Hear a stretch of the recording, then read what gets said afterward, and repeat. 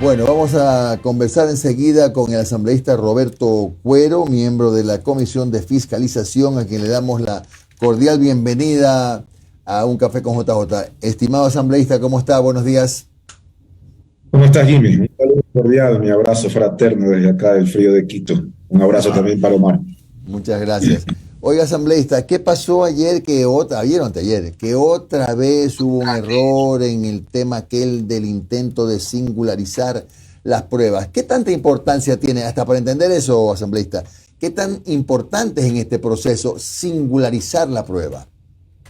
Jimmy, aquí dos o tres consideraciones respecto a lo que tú manifiestas. Mira, no hay que descartar lo que viene pasando dentro de la comisión con respecto a una actitud permanente de alguien que en realidad fue puesto en esa comisión, dicho por él mismo, para un poco cubrir las espaldas y ahora pues, tratar de entorpecer, torpedear, incidentar, ¿no? Un proceso que debería llevarse con altura que implica un juicio político a la primera magistratura del país.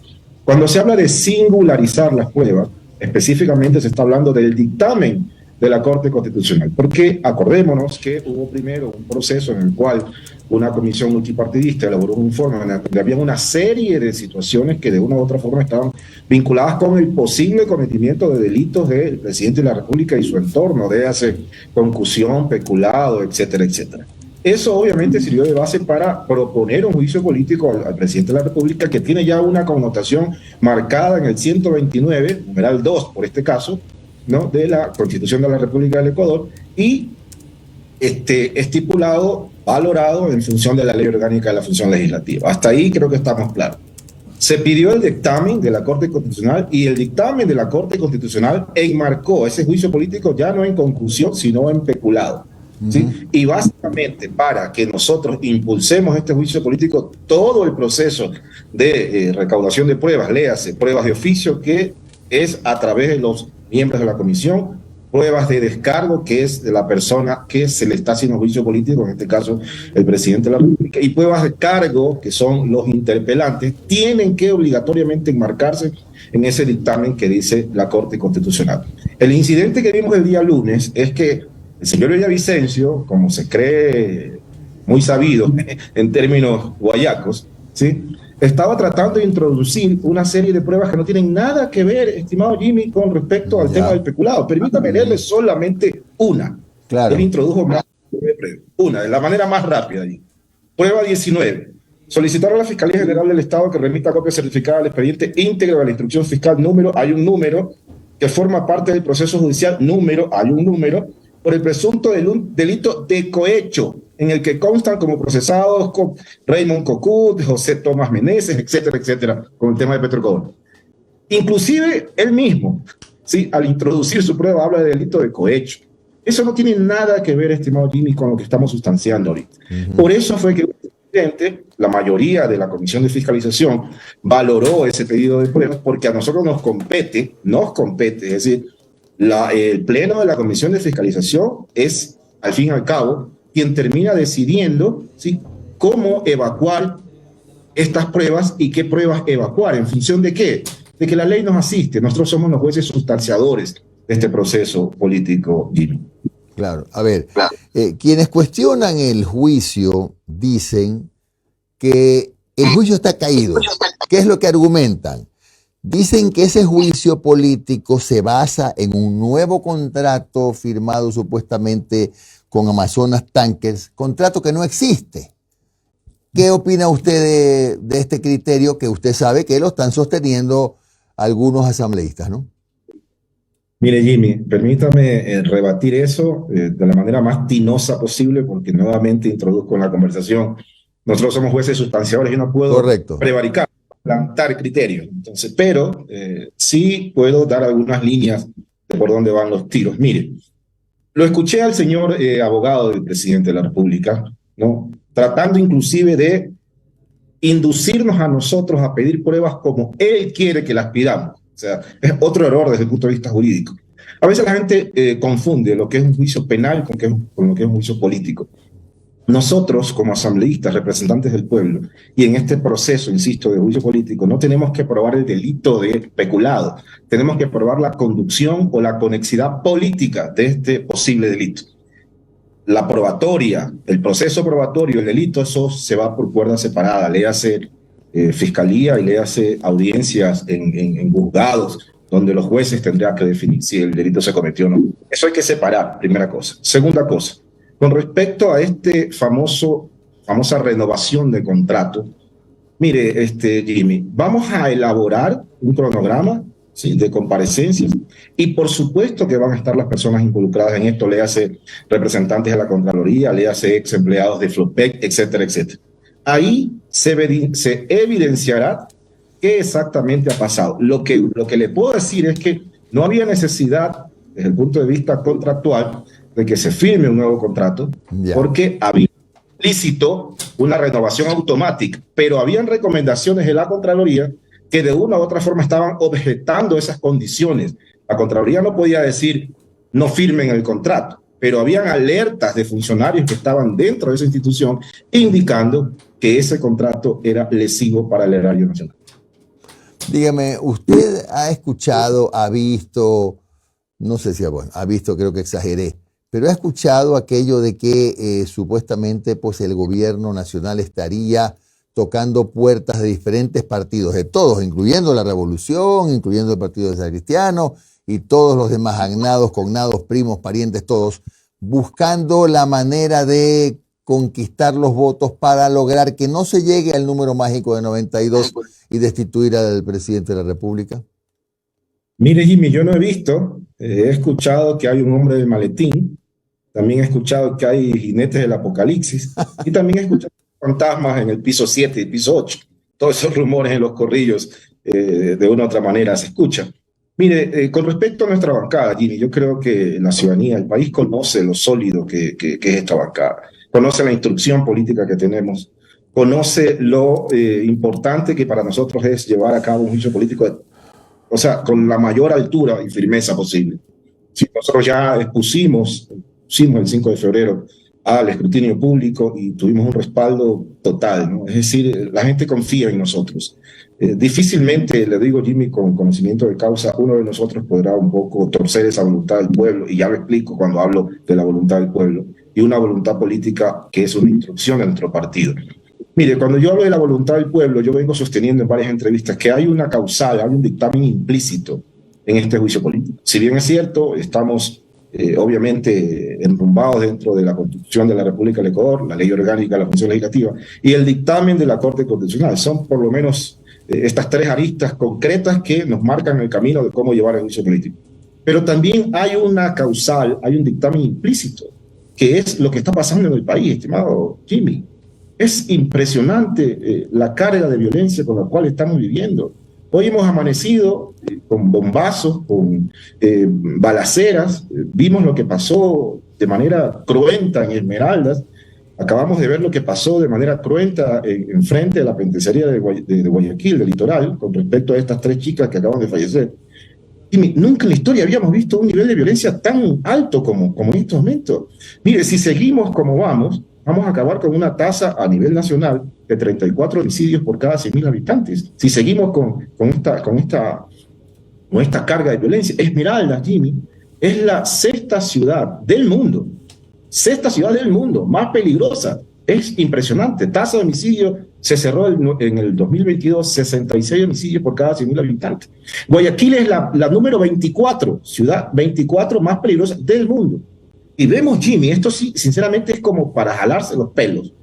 Vemos a ministros como, por ejemplo, el ministro de Turismo, que publica un tuit diciendo que nos han publicado los sectores turísticos de nuestro país en una revista internacional, Nat Geo, National Geographic, y dice, ojalá ustedes los disfruten como nosotros. O sea, por un lado, Jimmy, a mí me preocupa este enfoque de esta gente, como que estuvieran totalmente desconectados de la realidad, como que se vivieran en otra realidad. Vemos un ministro, ex ministro ya, coordinador de seguridad interna y externa, que gracias a Dios ya salió, por algo de haber sido, que dice que no podía comprar chalecos antibalas, y no ha comprado todavía chalecos antibalas porque no podía saltarse, palabras más, palabras menos, los procesos de compra por emergencia. ¿Qué más emergencia tienen si la gente está muriendo? ¿Qué más emergencia quieren si los policías no tienen cómo cubrirse, no tienen pistolas, no tienen munición, no tienen chalecos antibalas? ¿Qué más emergencia quieren? Y no entiendo cómo miran el escenario político, el escenario social. Es impresionante, Jimmy. Usted los ha visto, hay niños sicarios de 11, 12 años. ¿Cuándo hemos visto nosotros esto? El enfoque que tiene este gobierno con respecto al tema de seguridad es un enfoque completamente errado, totalmente errado. ¿Sí? Tienen que volcar todo el andamiaje social para controlar las primeras manifestaciones de delincuencia, que son delincuencia común. Yo vengo sosteniendo esto desde hace algún tiempo.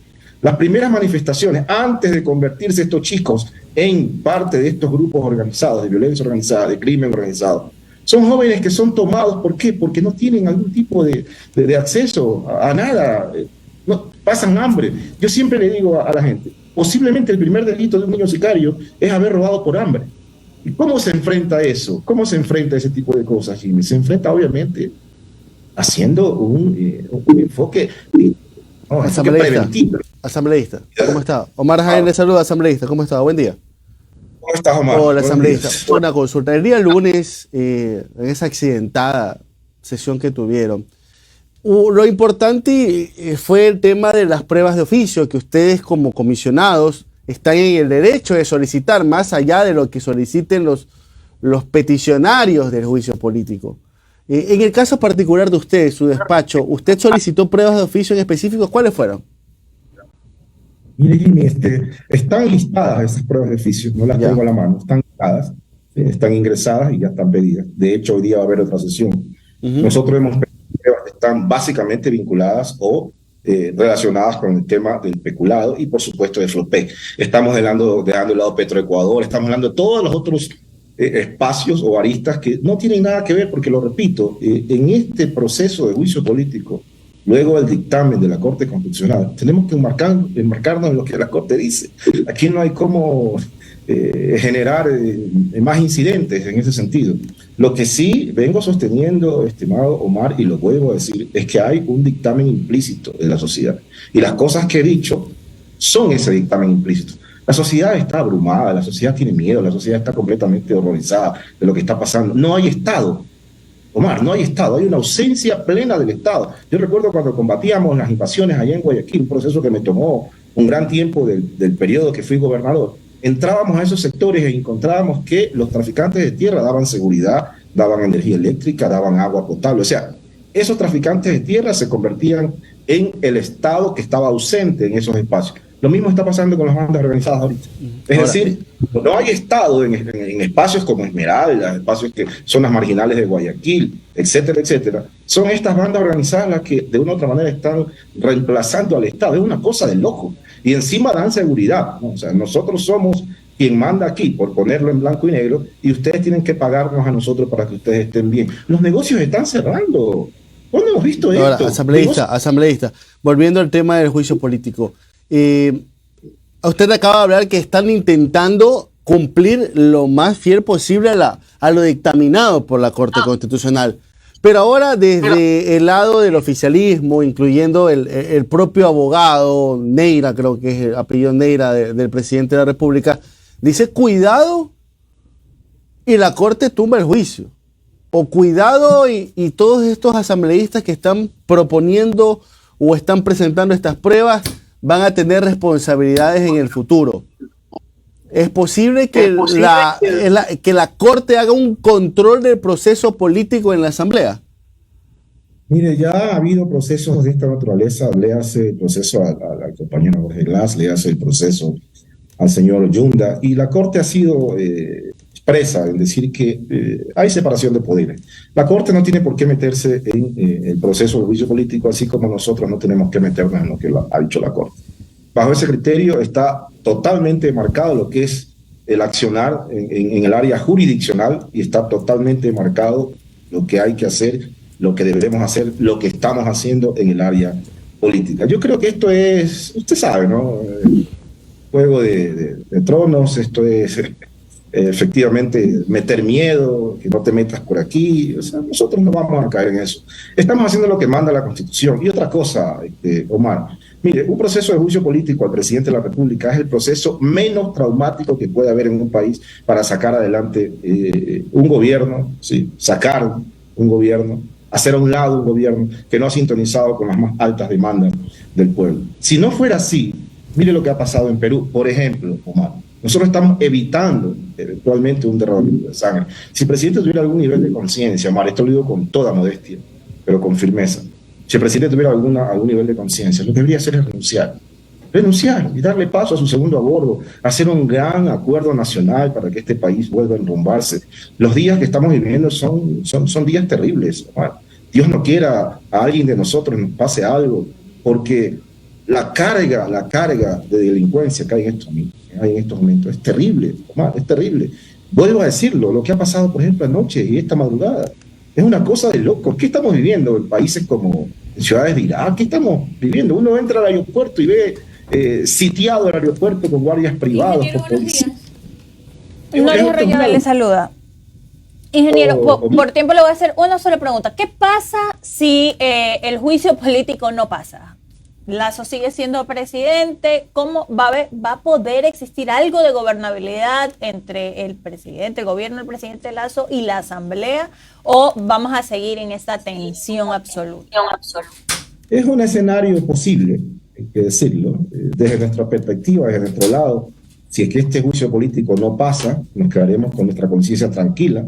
Hemos hecho lo que tengamos que hacer, lo que tenemos que hacer, lo que de una u otra manera un equipo de asambleístas, un grupo de asambleístas, un proyecto político tiene que hacer, o sea, apegados con la sociedad, apegados con el pueblo. Otra cosa importante en este desarrollo es que ahí veremos, pues, estimada periodista, qué asambleístas están con el pueblo, qué asambleístas están con la banca. Este juicio político va a desnudar de cuerpo entero, en realidad, estos que hablan mucho, que creen que porque hablan mucho en el pleno son más inteligentes, ¿sí? Esto va a desnudar de cuerpo entero quién es quién, qué proyecto político está del lado de los ciudadanos y qué proyecto político está del lado de la banca. Así de clarito, eso es lo que va a pasar, estimada periodista, pero eso va a pasar el día de la votación, ahí se va a ver. No podría yo adelantarme, no sabría qué podría pasar. Puedo hablar por mí y por mi bancada, pero de los otros no puedo hablar.